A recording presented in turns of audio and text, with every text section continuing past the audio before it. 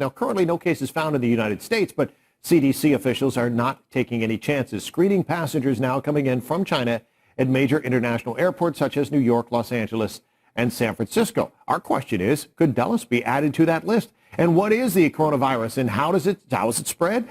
Can it be prevented? We have a lot of questions for infectious disease expert Dr. Amesh Adalja, who joins us live this morning with the information that we hopefully we'll learn about. Good to see you, Doctor. Thanks for joining us. The first question that I have is we hear about these airports and screening in New York and Los Angeles, San Francisco. Do we need to worry about doing this in Washington?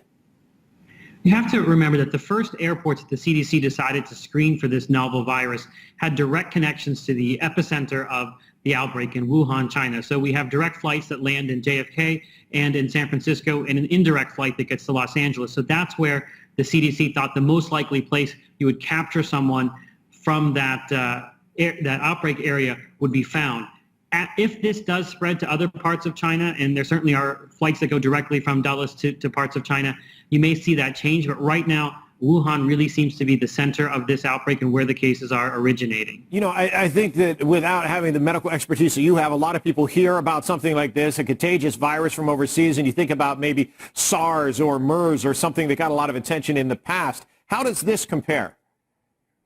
This is from the same viral family as SARS and MERS, so that really got everybody on high alert when this new virus was discovered. However, what we're seeing is that this doesn't seem to be, at least now, as deadly as SARS or MERS. This has only resulted in 4 deaths so far, whereas SARS was something that was much more deadly and spread 8,000 cases over the world with about 800 deaths. And MERS has a case fatality rate of about 35%. So we're not seeing that type of severity with this coronavirus. But we don't really know that much. This is very early days, and things may change as we get more information. So what's the next step when you have something like this that's a person-to-person type virus? You know, you're waiting on the information, but is it essentially waiting to see if more people are impacted by this? Really what we're trying to find out is what's going on the ground in Wuhan. What are those cases like? What are they requiring in the hospital? How are they transmitting the number of cases that are transmitting? How frequent does that happen? Is it a rare occurrence? Is it very common? There's a lot of that needs to be found out before you can actually formulate a really exact plan to contain it. And tomorrow the WHO is going to be having an emergency meeting to discuss this. And I think those questions will be the ones that are the most pressing to answer so we can gauge the severity of this outbreak and its risk. So obviously it's getting a lot of attention here in Washington as it is around the world as a headline. People not necessarily freaking out now, but we did hear from some parents who, had some kids coming in from China, landed in Dulles in the last day or so, and they were quite honestly concerned a little bit, just in case, being precautionary. Are there any symptoms or anything that would stand out other than something that might be a perhaps more normal type of cold or illness? No, this is going to be very hard to distinguish from a common cold, and in fact, causes about 1/4 of the cases of a common cold. So this is something that has very symptoms that very much overlap with the cold and the flu, and we're in the middle of flu season, so it's going to be very hard to distinguish these types of cases.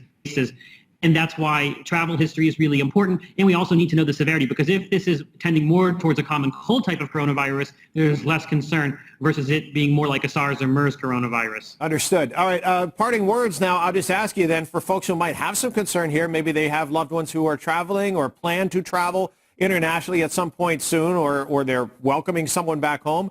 Any final words of advice for them? The CDC has not issued any specific travel restrictions, and travel restrictions don't usually work very well during outbreaks. But what they are recommending is people be alert and practice the usual precautions when you go to China. So that may mean avoiding sick people, avoiding healthcare facilities if you can, and also avoiding the live markets, because the initial cases were centered around a live market in Wuhan. And we may find out that was kind of a red herring, or it may actually have been in the epicenter of the outbreak. But for now, we should avoid those kind of live markets in parts of China. Sure, and we've seen this in the past where it's transmitted from animal to human, so hopefully it's not a repeat of that behavior. Dr. Adalja, I really appreciate your time this morning. Thanks so much for joining us.